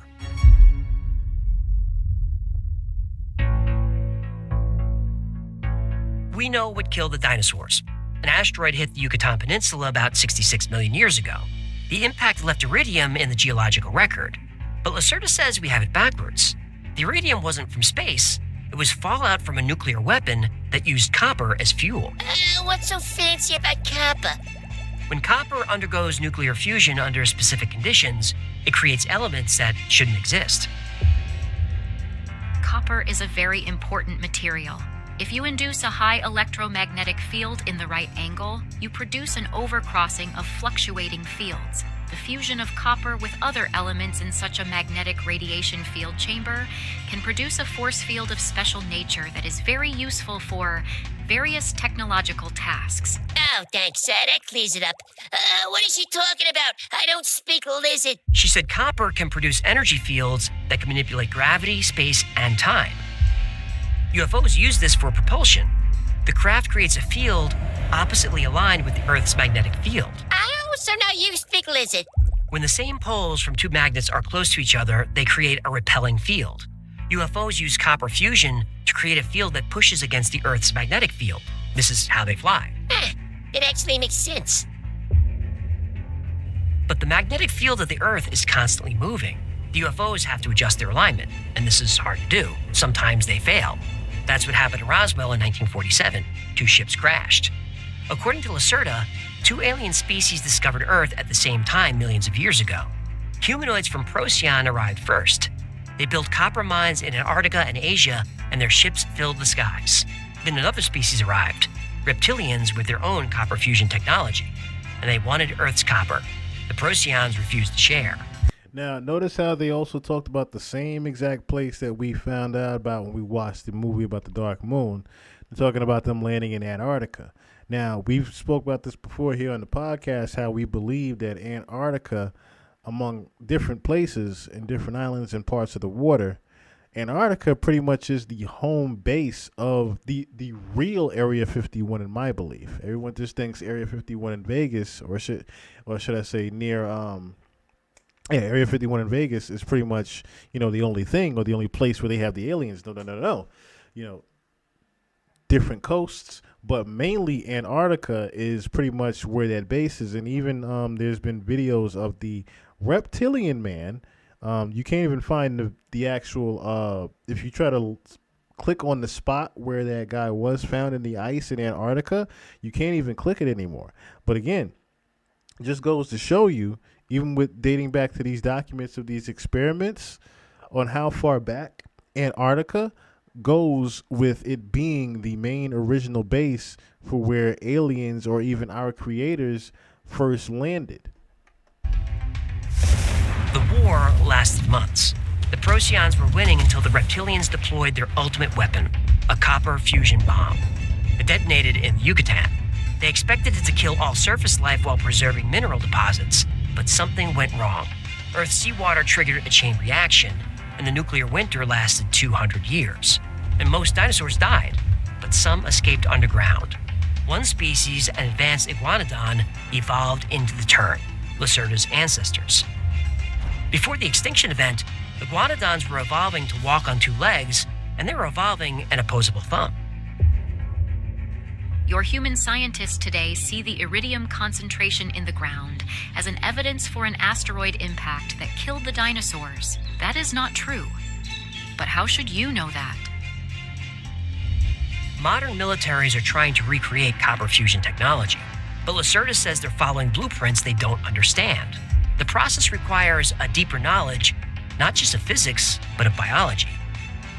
Because the real power of copper fusion isn't just about manipulating matter. It's about manipulating human consciousness. And the first thing I think of when I hear about the copper fusion is how they recently just discontinued the penny.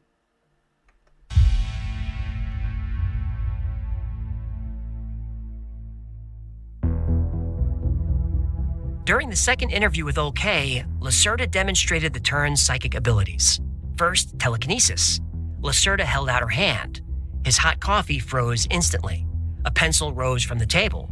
OK was stunned. This isn't magic. It's biology. We are able to use telepathy and telekinesis from our birth. Too much reality. What's going on? The structure of our brain is a little bit different and more active than yours, especially when we are in sunlight. When we are on the surface and we meet human beings, we are able to touch their mind and induce them via telepathy the command, "See us as one of your kind," and the weak human mind will accept this order without refusing, and they will see us despite our reptilian look.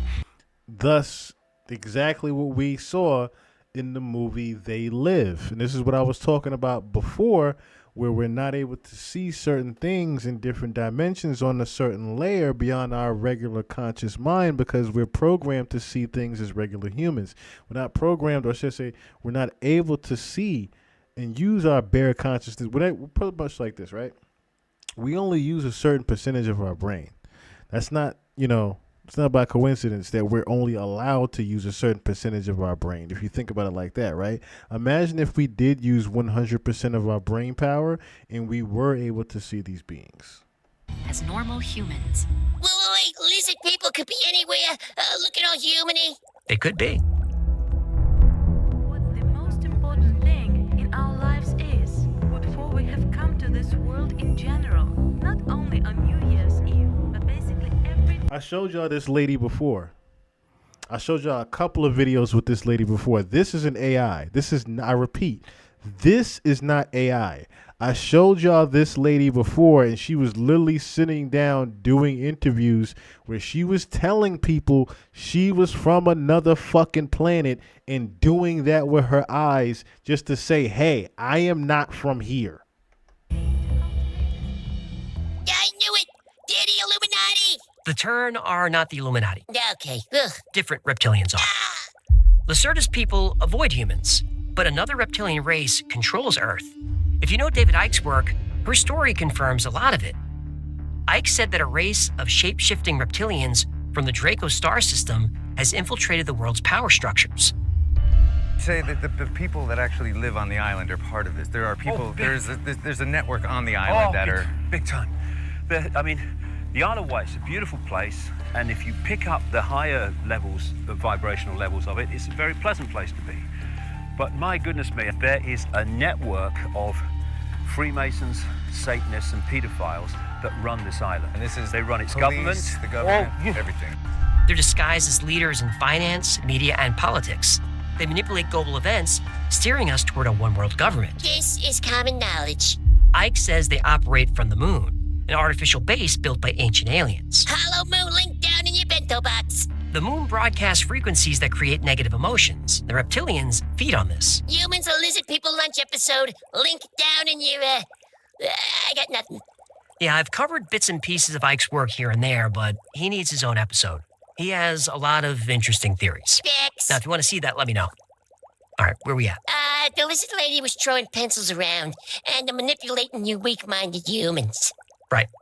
Old K sees Lacerda's true form only because she allows it. She normally appears as an attractive brunette. Oh, what? Nobody wants to appear as a chunky ginger. Be nice. Lacerda says that humans have these same abilities, but the Illogym suppress them, and some governments are aware of this. The Pentagon's ESP research wasn't just about human psychics. They studied sites where magnetic field fluctuations altered children's brainwaves. The classified report concluded the Illogym left something in human DNA, and whatever it is, it's waking up.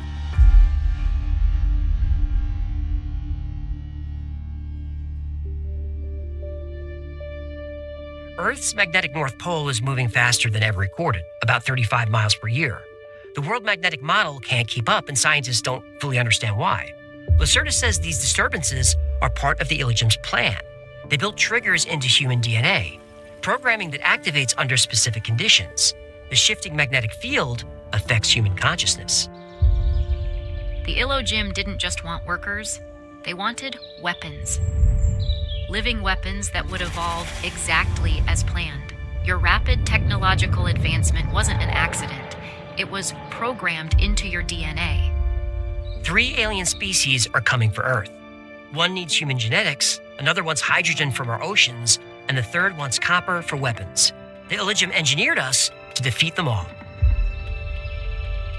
Your creators didn't just give you intelligence, they gave you aggression, territorial instincts, pack mentality. They built you to fight. The 7th version wasn't their final creation. It was their first successful prototype. So the Iligium aren't coming to destroy humanity. They're coming to complete what they started. The question isn't whether we'll survive, it's whether we'll still be human when they're done.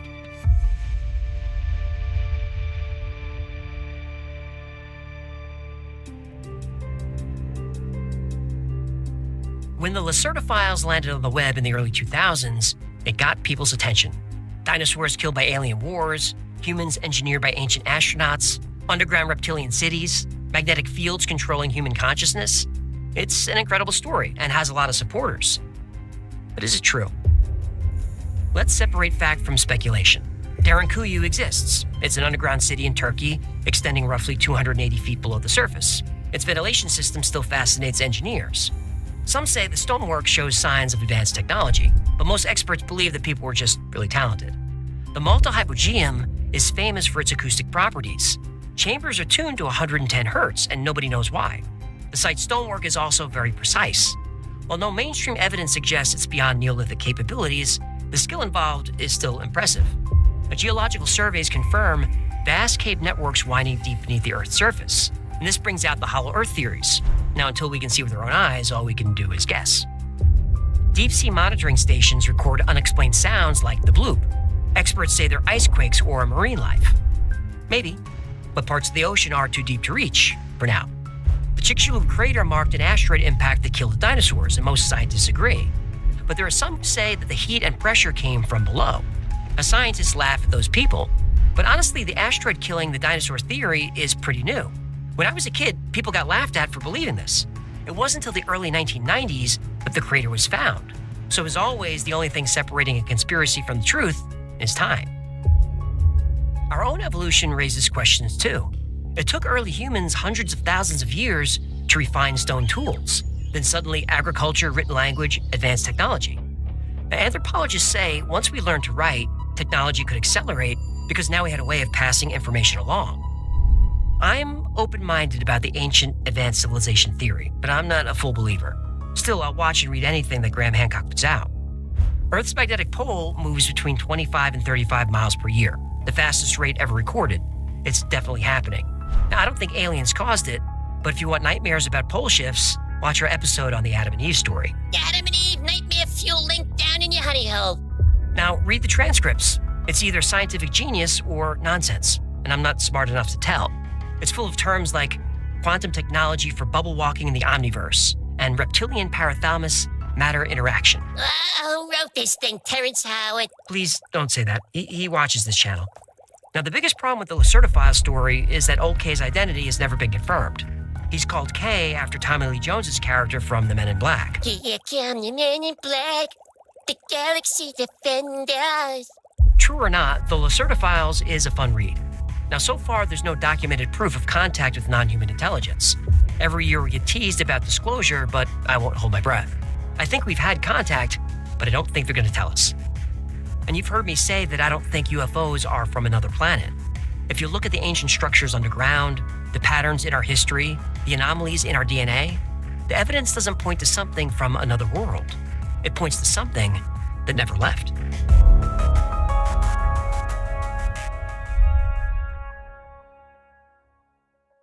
Thank you so much for hanging out today. My name is AJ. That's Hecklefish. We had him in. This has been the Y-Files. If you had fun or learned anything, do him a favor. Subscribe, comment, like, share.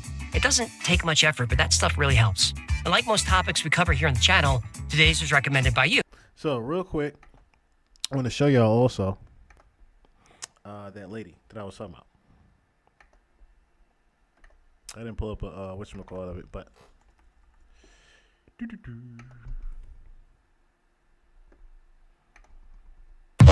right foot, 2 stop. This is a little short video because it looks like they've taken down her actual interviews where she sat down and talked to people.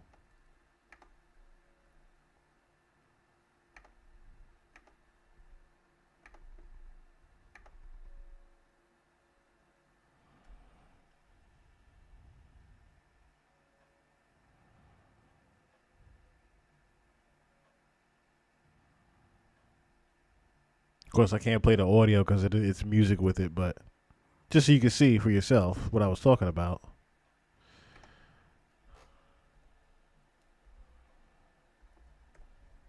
Like if you literally put in Anunnaki, CHANA, she comes up everywhere.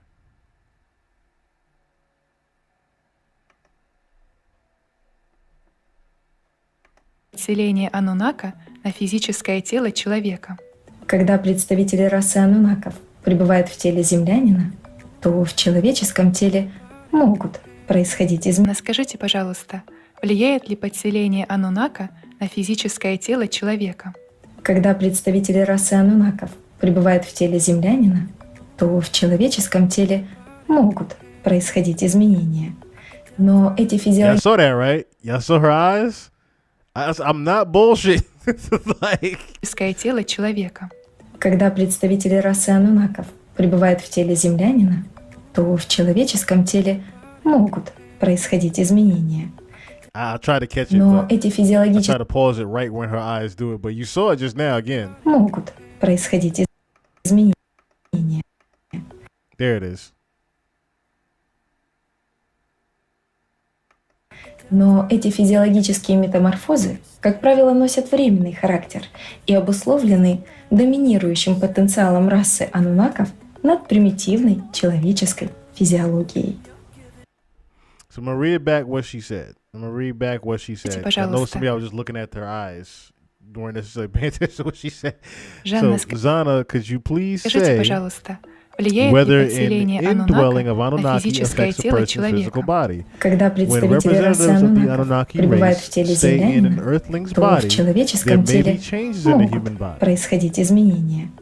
Но эти These физиологические physiological метаморфозы, metamorphoses как правило, носят временный are usually характер и temporary and are обусловлены caused by the доминирующим dominant потенциалом potential of расы the анунаков Anunnaki race над примитивной or over the человеческой primitive human физиологией. physiology. Trippy, huh? Like I said, I remember this video from a minute ago when we was looking at this lady, and I was like, oh. That's the first thing I thought of when they was even talking about the whole what could be down there, or should I say what could be pretty much on the island. This is one of the first things I thought of. I was like, oh, they're going to really tap into shit. Remember, like I said, Project Bluebeam, the whole thing, I don't want to turn my volume down. Make sure I didn't do that just now. The whole reason for Project Bluebeam is the one world monarchy. But it's also to show us what a lot of things that we didn't know in general. Is to pretty much just put together all of the truths and all of the facts, pretty much denounce Christianity and all the religions that pretty much were used and created to control us, and pretty much give us the actual facts of what the original religion was from the Anunnaki and what we were created to actually do. Now, it's unsettling to me how much I have to think about it, and you know, but we were put on this earth to work. We were literally put on this world to work. Not necessarily be slaves, but we were pretty much engineered to be the everyday worker. So regardless of what it is and what you do, that is part of your universe and part of your dimension. I should say part of your world, to where you are supposed to be doing your own work and due diligence and things. And there's even, as they say, God will put you on the right path. There are certain indications that you will get in those signs that you are on the right path and doing the right thing. and that is what you are supposed to be working at as far as your actual craftsmanship. Apparently, this is my craftsmanship.